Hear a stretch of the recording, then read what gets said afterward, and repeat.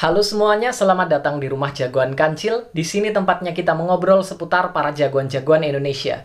Film Virgo and the Sparkling udah tayang di Disney Plus Hotstar beberapa hari yang lalu. Ada banyak orang yang sebelumnya nggak sempat nonton film Virgo di bioskop, sekarang bisa nonton di Disney Plus Hotstar. Dan karena kemarin aku buka sesi pertanyaan di Instagram, ada banyak pertanyaan yang masuk seputar film Virgo and the Sparkling dan akan aku jawab sekarang. Yang pertama, pertanyaan dari Dava Hibat 15. Kenapa Riani sampai pingsan waktu ngelawan Karmin? Lalu dari Andika Wahyu, kenapa Virgo sakit setelah ngeluarin kekuatannya? Terus dari Wayan 675, kenapa Riani bisa menyerap kembali kekuatannya? Jadi sebenarnya, semua superhero di bumi langit memiliki kekuatan yang luar biasa, tapi ada celah di kekuatan mereka. Seperti Gundala misalnya. Gundala ini kekuatannya bisa mengeluarkan petir. Tapi dia nggak bisa mengeluarkan petir begitu aja, dia harus kesambar petir dulu.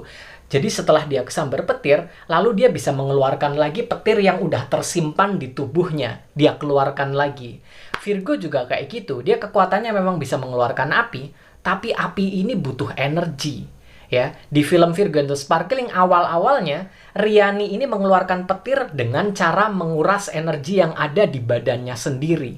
Makanya akhirnya tiba-tiba badannya mengeluarkan gosong-gosong kayak gitu di punggung, lalu semakin lama semakin besar, semakin ke atas gitu ya. Karena energinya dia udah semakin kesedot dan semakin habis. Makanya di akhir film ketika dia melawan Karmin, dia butuh untuk mengeluarkan api lagi dan lagi. Itu akhirnya sangat-sangat menguras energinya yang akhirnya bikin dia pingsan. Tapi di bagian akhir diungkap kalau ternyata Virgo itu juga bisa menyerap energi dari orang-orang lain yang ada di sekitarnya. Energi dari orang-orang itu akhirnya dia serap untuk masuk ke tubuhnya, untuk menyembuhkan badannya, dan juga untuk mengeluarkan kembali kekuatan apinya.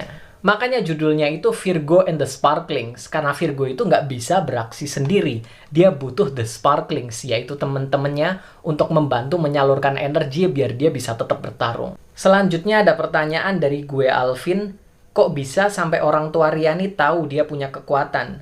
Terus pertanyaan dari Septian MJ, kok orang tua Riani tahu kekuatan Riani, bahkan dari kecil? Apakah itu kekuatan turunan apa bagaimana? Dan mereka kan tahu api itu bikin Riani lemah. Apakah mereka tahu juga solusinya biar balance?